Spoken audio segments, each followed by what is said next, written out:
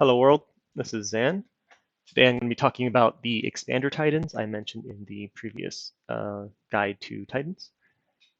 Before I even go in detail on them, I do want to clear up some confusion that seemed to have come up when I mentioned them, or expansion titans in this series.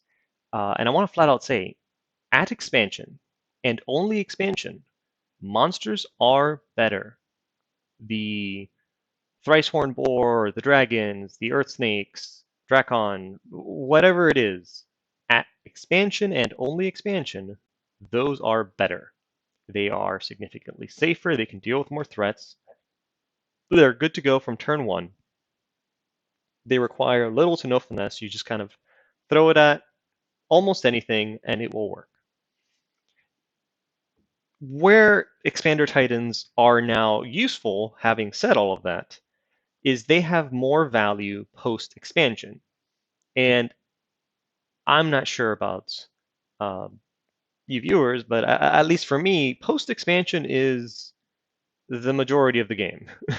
I don't die turn 12. I go on for another 50 turns usually, and having just a berserking pig in my army that can maybe cast a global or a site search to me doesn't have too much inherent value, especially because I probably sacrificed a lot of skills to get it. I probably took a bless that doesn't synergize with my mages or my troops.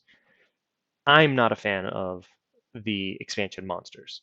They also take away a little bit of the value that I find in the game, which is they trivialize a phase of the game that, at least for me, I like thinking about, I like strategizing about, I like practicing, and just getting this big dragon and saying go is not satisfying to me. So with that, um, expansion titans are then the complete opposite of this, where they are extremely risky. You have to be very picky on what provinces you send them to at the beginning. And if they do die early on due to bad luck, you are in a very bad spot. Granted, I guess the same can be said about monsters. And another thing on these titans, usually you are sacrificing your bless or your skills to afford them. Usually when you get the titan and you get their, usually they have very, very minimal paths. Most of the time as an expander titan, they just kind of need what they just need some basic magic to get them through the first 12 turns. But still, because they are awake, you lose out on a lot of potential scales or a lot of a bless, and you most of the time you're not going to be able to do both. Because there are some expander titans that you can get some wacky bless with. You get like hard skin or fire shield. Oh, it doesn't matter. You can afford something. You just bless or scales or expander. You don't choose two. Choose two, not three. So that being said, uh, the key magic that you might look for in these expander titans, and when I say key magic, I mean you don't need more than two in these paths. With some occasions, you might take three, but you don't need more than two most of the time. So you're going to have earth magic as your kind of base. And this is one of the better ones. If you are going to take a bless, you can take like hard skin or something and max this out because each point of earth above three, excuse me, adds to your natural protection. And then usually, you can get stone skin, iron skin, temper flesh. Those tend to come out a bit later than when you want them, so I wouldn't give them too much credit. Now, nature, you have bark skin and regeneration. Regeneration is kind of the key one. Once your Titan can regenerate, it's almost impossible for them to die to Indies. Not that it can't happen; they can still die to precise crossbow fire or a significant amount of knights with their lance charge. It's still possible, but it's very improbable. Air gives you air shield or mist form. Mist form is also kind of late, and once you get mist form, the Titan also pretty much can't die. The problem is, again, it's kind of late in the game. And then air shield is really only useful more in the late age when you have to deal with crossbows, because crossbows can and will kill your Titan, even if they have 30 protections. Water is a luxury path, mainly because the uses for water in expansion is pretty much Breath of Winter, which is not, it's okay. It's if your Titan is taking damage, it will kind of stop that eventually, but they're still going to have to survive that initial wave. So it's like it's useless against knights, for example. Later on, water is more of a luxury, and I say this because later on, as the turns go, now you have access to Moss Body if you have Nature Path, and you have Foul Vapors. Never take water by itself. You would need water and nature, and even then again, water is a luxury because it's more geared toward the Defender Titan role. But we'll get into that later. The other path that might be useful sometimes during expansion is going to be Fire Shield, or Fire for Fire Shield. But again, it's kind of a luxury because your goal during expansion, at least beating up indies, tends to be just don't die. And Fire Shield, it kills them faster, so that technically helps you not die, but it's still very risky. The final magic path that, at least for me, can be somewhat relevant is Death, and uh, it's mainly to add Skeletal Body, just because a lot of independent unit weaponry that is threatening to you is going to be piercing, and that's either crossbows or lances. Some indie provinces are exclusively spearmen or javelins and archers, which, hey, skeletal body's pretty good. But it's not, like if your Titan doesn't natively have the death path, I probably wouldn't take it. So that's pretty much the magics. And now uh, I could, I guess, show some sample chassis or whatnot. I'll list them here if I've figured out how to edit by then. But good examples of an Expander Titan chassis would be ones that have some of these paths that I've listed, or they have their own weapons and armor. That's actually very important. It saves you time. You can send them out sooner. They have some sort of retinue. By retinue, I mean kind of like, spawn some snakes at the beginning of battle. And those can catch lances. They can distract the enemy. They can do some damage. And another thing that's often overlooked is whether a Titan chassis has fear. Fear is very good for beating up indies because they have really low morale. They tend to be like militia, and you can kind of set up some chain routes, and it'll end the fight a lot earlier and prevent a lot of deadly situations. So fear is pretty good too. And yeah, I'll see if I can put up some example chassis up here. Now, to the actual expansion, the main tip you might want to do to get this done is alchemize. You want to alchemize your starting gems to get whatever equipment your chassis might need. So let's say you have a chassis that starts with armor for whatever reason doesn't have a weapon. You can alchemize your pearls or your gems, and your goal, if you don't have armor, is to get into the astral or the earth path because they have armor 4 or 5 gems that you can craft. Now, obviously, the earth one is better, but you might not have earth mages, or it might cost you a pretender turn to do. So there is an astral chest piece that's a ring mail. It's not great, but it's better than nothing. Weapon-wise, you can either get there's a two-handed pike in astral that is also pretty good because now you can also repel. It gives you some good stats. There's also swords in earth and fire, and you're really only going to need one. If your pretender needs both a weapon and armor, odds are they might not be a good pretender for expanding, unless they have multiple attacks of some sort. Like maybe, they don't have a weapon, but they have a skirt made out of snakes, or their head is a frog that's going to bite people. Like that's fine too.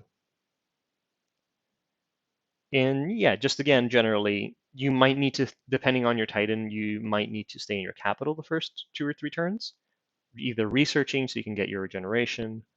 You can send them out sooner, but the risk is significant if you send them out without regen or without armor, and so on. So be very careful with that. It's not impossible, just be careful. Now, the whole reason that we're jumping through all of these hoops is maybe we are a nation that struggles with expansion and also struggles with not dying in the early game. So an example of someone that does like that could be like Baratos. I know that they're usually the example of someone who is weak early on. Baratos. Because expansion can be tricky for them for some players. If you haven't mastered like Elephant expansion, or if you get unlucky with your cavalry, or you just don't have a bless for your sacreds, you could do something with this. And then your Expander Titan, and the reason why they are useful is because they can double as a weak Defender Titan. I say weak because our goals with the Expander Titan were primarily earth and nature magic just to be able to beat up indies. Um, I said earlier we can take water, but it tends to be a luxury path because water is more useful for the Defender Titans, where now you can add Moss Body to your Tempered Flesh and your Iron Skin. You can ask Foul Vapors to actually wipe out the enemy. And I'll get more into what a Defender Titan does and how it operates and tips on how to beat up enemy armies with them. But your Expander Titan can function as a defender, not as well. It might not have the magic path to magic phase attack people, or just not have Moss Body Foul Vapors, and just it's literally going to be a sack of 100 hit points and 30 protection with some gear. But sometimes, and I know a lot of players are gonna raise their fingers and disagree with this. Honestly, sometimes all you need to win a fight is a single unit that has 100 hit points, 30 plus protection, and is resistant to whatever magic that the enemy is going to do. Sometimes that's honestly all you need, and it can go out and beat up 100 sacreds with mage support and whatever. And I don't know, I've found a lot of situations where just that has resolved it. So it's still nice to have.